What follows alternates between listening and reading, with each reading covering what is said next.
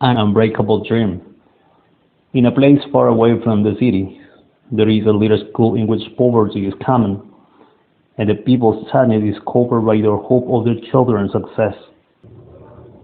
Despite all the economic difficulties that in this countryside people face, there were many good things to say about it. Among the good things that could be appreciated there, for example, the hard-working people, the beautiful sunrises that among the voices of the inhabitants gave people the good morning, and the sunset that painted in the sky several nuances that were combined with the thickness of the forest that surrounded the small community. In a small family, there was a little girl with big and black eyes, long and black hair, and a big and beautiful smile that matches perfectly with her brown skin tone. Her name was Maria. She lived in a little house with her grandparents. Their house did have electricity, but potable water had to share with four families more. Maria's grandparents were always looking after her, since her parents died in a fatal car accident a couple years ago. There were many memories that this little girl frequently had, and no matter what she did, her memories were so hard for her and her grandparents. No more family could take care of her, just this action couple. The school was 1 kilometer far from Maria's home.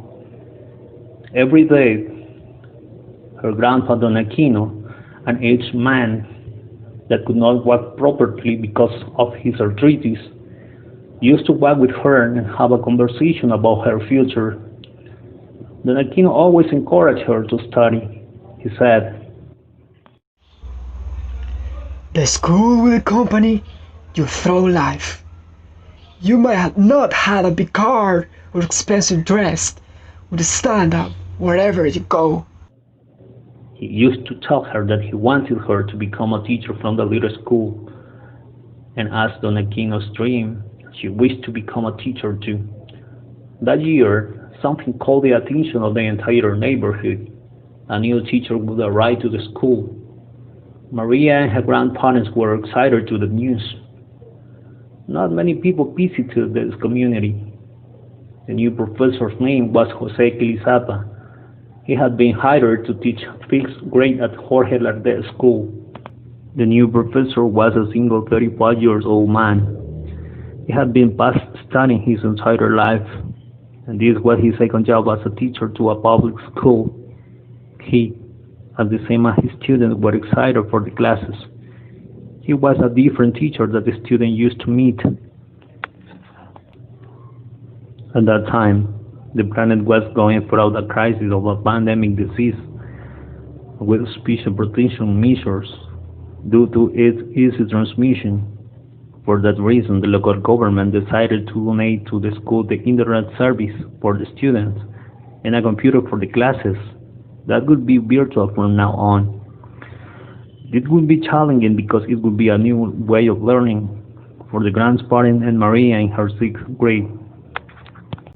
On her first day of school, Maria came home and addressed to her grandparents. Look, grandparents, my computer has my modem with Wi-Fi. "What babosadas are you talking about?" Replied the grandparents. They were confused, not by the computer but by the Wi-Fi. The next day would be the first day of classes at around 8 in the morning with the teacher José Quilizapa, so the house would become her new classroom. The pooch was barking and the cows were bellowing.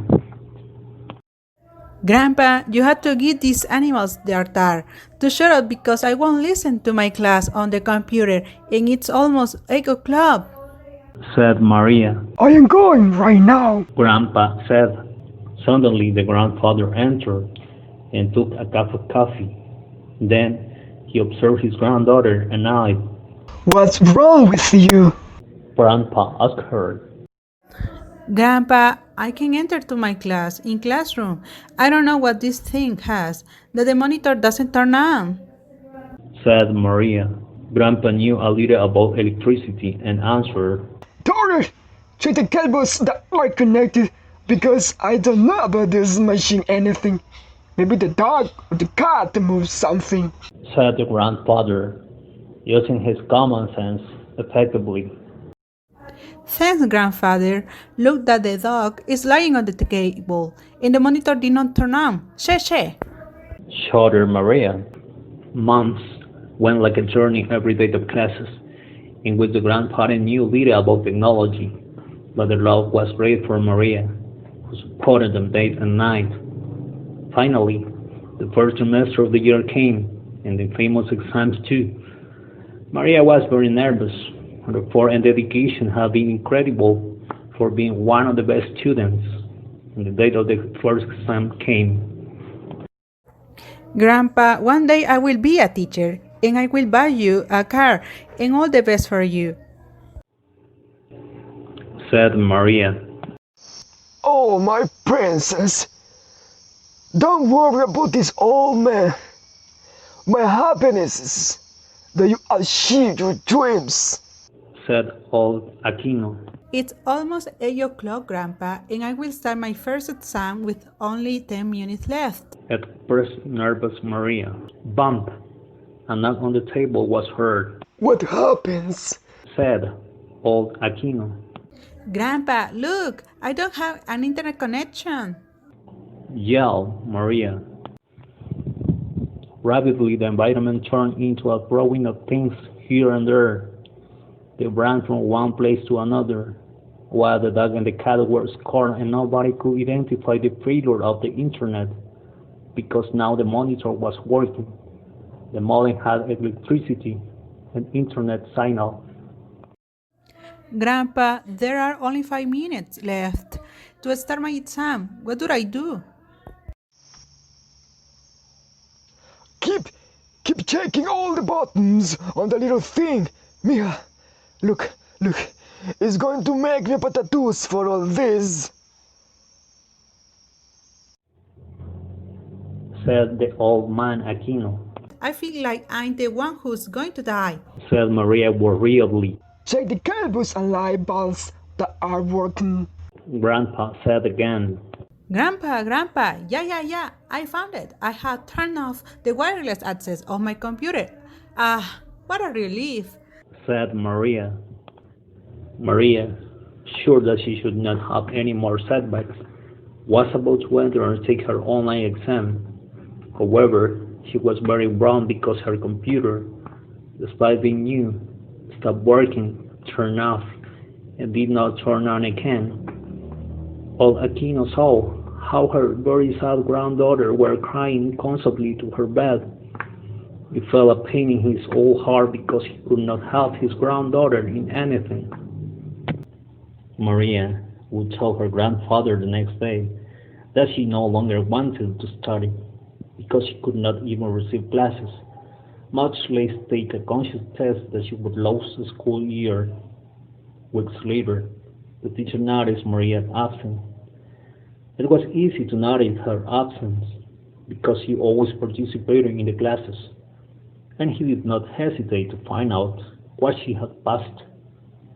The teacher sent her emails, but they were never answered until students close to Maria told him what happened to her. The teacher decided to go to visit her and to give her good news in the school. Upon hearing of the case, would help her by providing the necessary resources for her to continue her studies and not miss the school year. In that way, joy and happiness were drawn on Maria's face when she received a new HP brand computer from her school, which also included a printer and many useful accessories to complete her long-awaited school year. Grandpa, how beautiful my compo is. Maria said. No, you must take good care of it. Answered old Aquino. And so, the girl and her grandparents were smiling and began to sing and dance. It was all thanks to the help of the teacher, who did not hesitate to visit her and witnessed the girl's need. Her teacher kindly allowed her to take the final exams online, and the girl, as was customary, obtained the best grades among all her classmates. Finally, the teachers announced to his students a last virtual meeting to report the performance of each of them. Mr. Quilizada said that Maria got first place in sixth grade. All her classmates were excited to know that Maria had been able to take her final exams and obtain that well-deserved award. Everyone looked at her with affection and friendship. Her grandparents were proud to see their beloved granddaughter finish the school year, and along with it, continue to advance towards her goal of becoming a teacher at Jorge Lardet School. From time to time, Maria shows a small smile. Since then, her grandfather Aquino called her "my future teacher,"